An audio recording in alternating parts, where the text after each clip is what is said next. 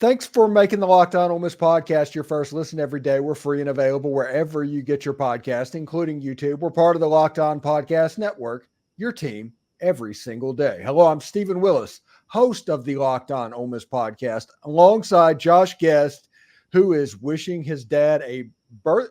Your dad's birthday is on Christmas Eve? It is Christmas Eve. Man, that's got to be rough for him. What was that like? I don't know. I mean, it's always piled up together, and I kind of feel bad because he gets a little bit of stuff one day and a little bit of stuff the next day, and I think it'd be different if it was June or March or I don't know, May or something. Well, it's something like situation where Santa Claus comes on his birthday. That's pretty cool, I guess. Yeah, and look, we took full advantage growing up. I'll just go ahead and let the cat out of the bag there. My brother and I, we always somehow finagled to open a Christmas present on his birthday somehow. I don't know how that worked, but we did. Hey, you do what you do, right? That's right. That's right. Yeah. Anyway, it came out that the Peach Bowl is a sellout. We've been talking about for a while that it was going to be a sellout. It is. And if you were looking for basically a way to get in the door, the get-in price right now is about $90. You can go to the Game Time app, use promo code LOCKEDONCollege, LOCKEDONCOLLEGE. If you do that the first time you sign up, you get $20 off. So the get-in price would be $72. So just as something going into this game. So Josh, where are you sitting right now on the Peach Bowl? Super excited. I mean, can't wait. I'm ready for it to get here. I want to play the game.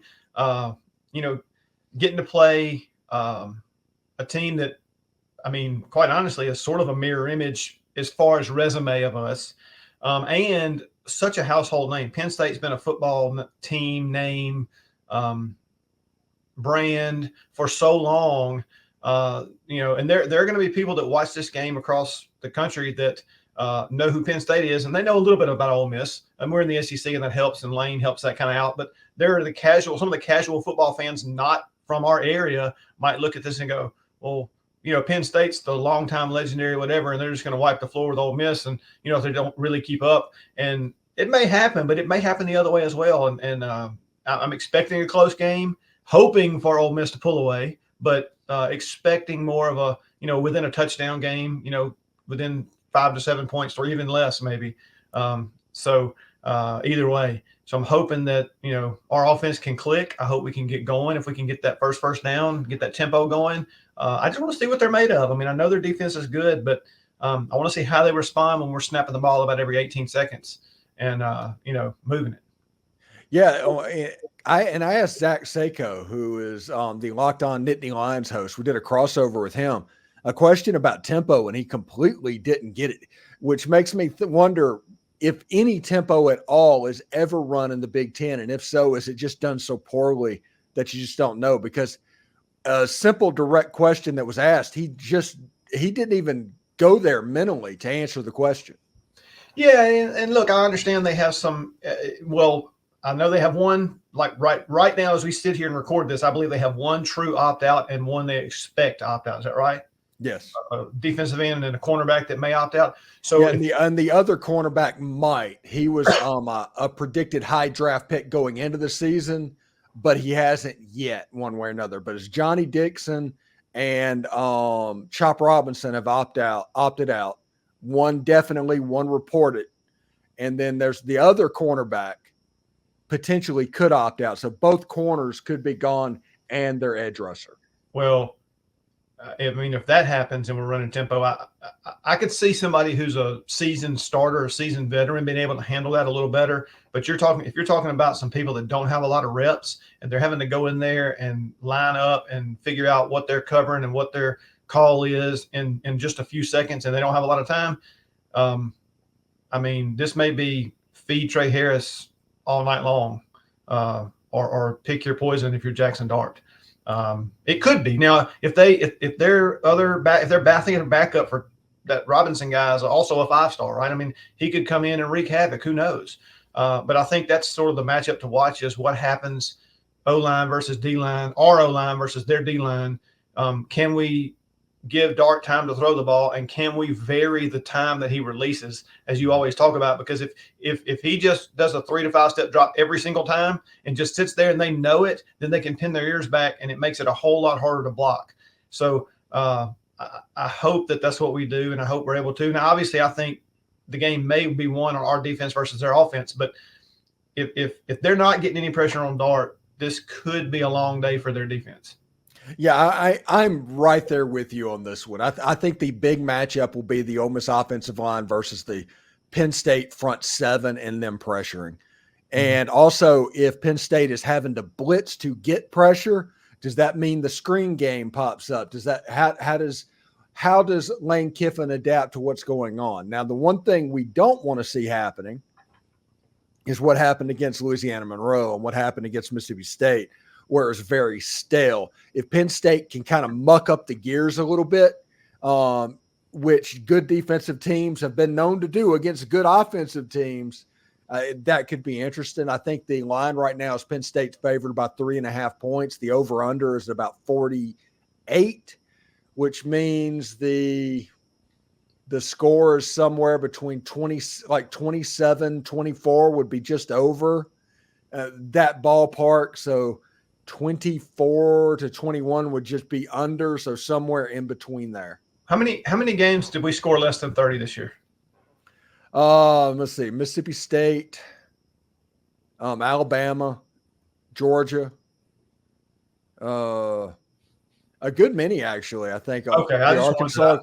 Yeah, I think I think that's a good round score because Lane Kiffin is coaching differently because of his defense. True, that is true. That's true. He's not as wide open and full throttle because, I mean, it just like I talked about near the end of the season about believing in Pete Golding. He believes too. He's seen it now, and he's like, you know what? I can rely on Pete to stop some people every now and then, especially when we need to. So I don't have to just go out there guns a-blazing and just, okay, Dart, go throw it all over the field and Quinshawn run wild. And I kind of got excited, though, when you talked about if they got some blitzing, if that's how they had to get pressure, and maybe Bentley's in the game and he gets a little, swing pass or something and takes it to – because watching him run when he gets that extra gear it's special. It is. And I mean, and I'm not knocking Penn State or the Big Ten or anything. I just wonder if they've seen that extra gear. I mean, I know that there's fast guys all over college football, but Bentley, I don't remember what game it was. Was it A&M? Well, there was some game where he took off and just Georgia Tech. It was Georgia Tech. Was it Georgia Tech? Yeah. It was otherworldly. I mean, at least I thought it was otherworldly. I'm just a old slow guy anyway, so everything's otherworldly. But all these athletes do, but I thought it was otherworldly what he did. Yeah, and the other side of the ball, Pete Golding and the Ole Miss defense going against the Penn State offense. And I had a show on Thursday, I believe, with Zach Seiko from Locked On Nittany Lions. And I was trying to be nice to where I wouldn't call the Penn State offense mid, but he was like, no, it's pretty mediocre, man. And if that's the case, I think Pete Golding's going to cook a little bit. Yeah. And I don't know if Penn State can score enough points if Ole Miss's defense is performing at a high level. To win this game, Penn State, I think, has to score 28 plus to win the game. Yeah, and we'll see if they can. I mean, they obviously run the ball well. They obviously have a good offensive line, or at least it would appear that they do. So that worries me a little bit because we've been susceptible at times to teams, but I don't know if they have the horses. We'll just have to see, and especially if they're kind of pigeonholed into running and we know it. I mean, at that point, pin your ears back and go get them. Yeah. And if it gets into long yardage, third and 7 plus against this defense, I just don't think that Penn State is going to be able to live very well in that realm. I think what Penn State has to do is massively stay on schedule. You need 2nd and 6. You need 3rd and 2. I mean, just constantly. And if they throw the ball on 1st down and if it's an incomplete pass, that might be a drive killer moving forward. So, I mean, it's going to be imperative that Ole Miss gets Penn State off schedule, which I think a little bit, that means that Pete Golding can kind of high risk a little bit and really get after the quarterback. So it should be interesting to see. But I do think that Pete Golden has really taken apart offenses that are similar to what Penn State does. And I don't think Penn State's defense has seen anything anywhere near close what Ole Miss is about to do on Saturday. I agree. And again, I'm not trying to be all haughty or whatever, because I don't think it's that. I just think they haven't seen that type of thing. Mm-hmm. And then to have the dudes we have on top of not seeing that type of thing, it's gonna be fun and real. I just had a thought and it left me. It was something you said about, you were just talking about them on defense and offense, and I know what it was. Sorry. How motivated do you think guys like Jared Ivey and JJ McGee, some of these defensive linemen, I know that they're going to keep their role as far as being involved and all those kind of things. How motivated do you think they're going to be to show out in the Peach Bowl and say, hey, I belong in there as a 1, not a 2, or whatnot? Oh, absolutely. The Peach Bowl, in a lot of ways, has turned into an audition for several members of this Ole Miss defense that is going to come back to school. Even some players that we hadn't heard anything about, like I think maybe if John Saunders, I'm not sure, but if he has a year that he can come back, those players, they're playing for a roster spot. They're playing for their position because JJ Pegues, and like I said, we all know the story that Ole Miss is well down the road with Walter Nolan. I think a matter of the time that's going to get taken care of. And then you have Princely, Amon Ellen, you have Tyler Barrett. I've gotten really good at saying that name, by the way. I struggled at the beginning. Yeah. But I think I've kind of gotten there. But defensively, there's SEC level starters that are being added all over the field. If you want to play, take a Big Ten level team that can run the football, a really physical team, and figure out a way to get stops and show out and put a lot of good film together and go into spring practice with the ability to, perform at a different level. By the way, and Thursday's practice was Kamarion Franklin. There's a picture of him in an Ole Miss uniform. So he apparently suited up for the first time, and all of that's good news. So I'm pretty fired up. I thought you were going to say they need to decimate or dismantle the Big Ten offense. So some D word there, but no, I think it's great, and I'm anxious to see it. I hope we are able to stifle them. Like I said, I'm expecting a close game, and if it's a blowout, I want to be on the good side, obviously. But man, I think it's going to be great. I can't wait. I'm ready to get. I don't want to wish Christmas away. I don't want to wish my life away, wish time away. But I'm ready to see this game unfold. And I really, the more I'm thinking about it, I don't know what uniform combinations. I haven't kept up with it, and I know y'all talked about it some. I think we could possibly do a red versus the.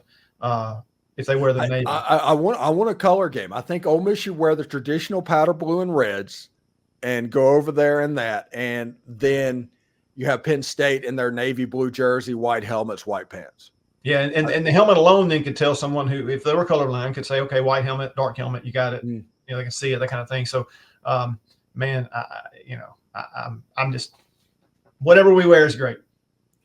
Well, before we get out of here, I did a video on Friday about how Ole Miss fans not expecting, but really hoping for a national championship in 2024.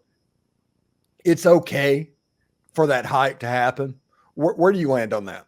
Well, I mean, you saw my sign last week. I mean, I'm all about saying that it's I had somebody actually that knows me that saw it, sent me a text and said, you should have left the question mark on there. And I said, y'all, look.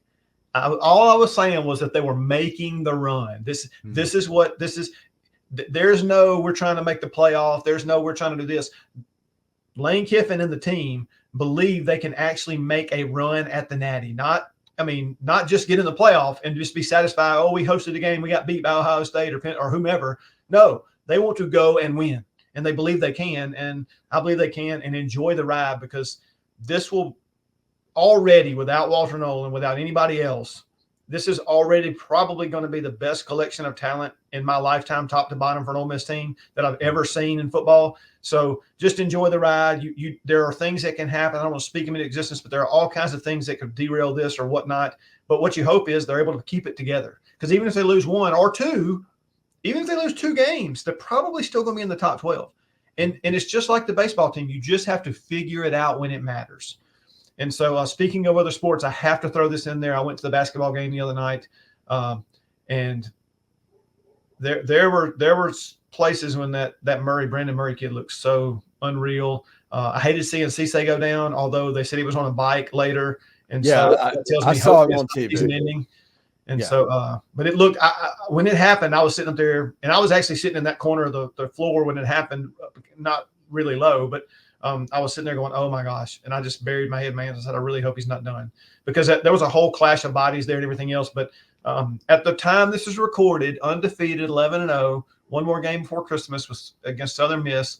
And I love some of Chris Beard's post-game comments. I don't know what y'all get. It was on the radio here, and I don't know if they stream that or do anything with that, but he just talked about when we went 10-0 after that game on the radio about how some players took individual plays off and how that had to stop, because when we get to SEC play, he says no player can take any play off during the game at all. Everyone must pull the rope, 100% effort, 100% of the time, the entire game in SEC play. So, I mean, he's still preaching that message. I mean, we won. We held 52 points or whatever, and they averaged 82 to 85 a game was Troy. So, speaking of defense, hello. I'm loving it. Ole Miss sports is great right now. The hype is real for the football team. I don't know what Beard can do with basketball in the first year, but it's already exceeded anything I could ever have imagined. And a lot of fans around here, a lot of people around here are super excited about that as well. Don't think we have a natty coming this year in basketball, but I've been wrong before, so I'd take it if I was wrong. But yeah, next year football, let's enjoy the ride. And I think it's going to be absolute pandemonium. This is going to be worse than Christmas. Like when you're a kid waiting for Christmas, waiting for next season is going to be worse than like when you were like 8 and Christmas was like the biggest thing ever. And you knew you were going to have a good one or something. I mean, like you just knew. And so, and you had to wait and wait and wait and wait. This is going to be like that amplified beyond all belief. So next year is here. Yes. The whole, I think even you said it, I'm not sure if you meant it this way, but this is the way I heard it. Next year is here. And I don't mean that next year is here like it begins now. I mean the whole thing that we say, wait till next year, that wait till next year, that next year is now here. We've said that my whole life. Wait till next year. Wait till next year. I'm almost 50 and next year is here. And not meaning next calendar year, next football season, the proverbial next year, just wait till next year. That's here. So, man, y'all just enjoy the ride, soak up being a Rebel, and have fun with it. Thank you for making the Locked On Ole Miss podcast your first listen every day. We're free and available wherever you get your podcast, including YouTube. We're part of the Locked On Podcast Network, your team every day. Josh Guest joins us. Thank you very much, man. And I will see you next week, which will be a little bit before the Peach Bowl. So it'll be a different type schedule type thing. But yeah, I'll talk to him next Wednesday, I think it is, somewhere in there. All right. Sounds good, man. Hotty toddy, go Rebels. Hotty toddy.